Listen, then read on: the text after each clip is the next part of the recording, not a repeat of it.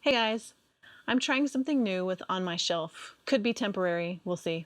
On My Shelf used to be a weekly digest of all the books I was reading. And I threw out a few quotes, gave a little background on the books, and that was pretty much it. So I've decided to expand On My Shelf to include not only books I might be reading, but also what's inspiring me, what's happening in the personal realm of my life, and the projects that I have on my plate. Almost like a digital newsletter, but not quite. So one of the things that I like to do as a writer is learn everything I can about the genre I'm writing in. If you had asked me a few months ago if I would ever write in science fiction or fantasy, I would have said absolutely not. No way. I love reading sci-fi and fantasy, but I thought that the genre was too complicated for me as a writer. It's kind of a world building thing that just takes a really long time. But then an idea landed in my lap and I didn't know what else to do with it except to write it.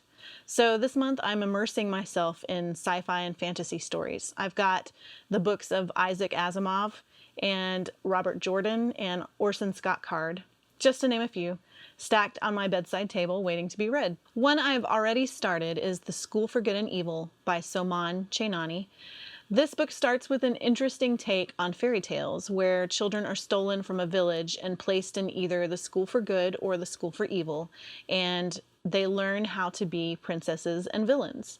The girls believe that they have been switched. Agatha sent to the school for good, and beautiful Sophie sent to the school for evil.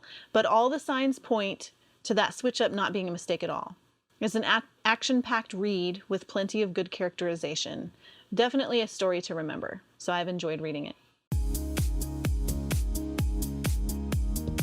I am also trying to learn more about optimizing my website and social media pages to bring in more potential readers. So I have quite a few business books on my shelf, like James Scott Bell's How to Make a Living as a Writer and Blogging for Writers by Robin Houghton. I fought for a long time against the fact that writing is a business, but now I'm learning like a businesswoman. So I'll be sharing everything I learn over the next few months on my writing blog, This Writer Life. In personal news, we have survived the first 2 weeks of school. And by survived, I mean we stayed organized, signed all folders, stayed on top of homework, and even engaged with each of our boys' teachers to help get off on the right foot. So I'm pretty proud of us. The boys returning to school means I have more uninterrupted time to write. So this week I cranked out almost 39,000 words, which is actually my personal best so far. And most of those words were rough drafts, but several of them were final drafts, including the first lines of my Kidlit fantasy series, Ferndale, and my Kidlit sci-fi series, Power Buddies. So writing felt really easy this week, which definitely doesn't happen every week. So I tried to use that ease for all it was worth. That ginormous word count was broken up between my regular blogs, the Ferndale and Power Buddy stories, and a Huber book called The Life-Changing Madness of Tidying Up After Children. This week, I discovered Alex and Sherman, a male-female singer-songwriter group.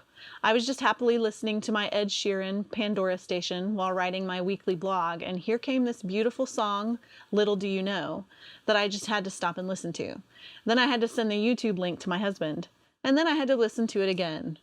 Sometimes, I guess that's the downside of listening to music while you write. You might get derailed when you hear something new and great like that song. If you want to know more about what inspires me in my daily writing or get access to new projects first, or read The Midnight Hour, which is an exclusive story that's only available to email subscribers, sign up for my email list. I share inspiration, exclusive project content, and slices of life. For more on my shelf, be sure to subscribe by clicking the button somewhere around here. Thanks for watching. It just feels so silly.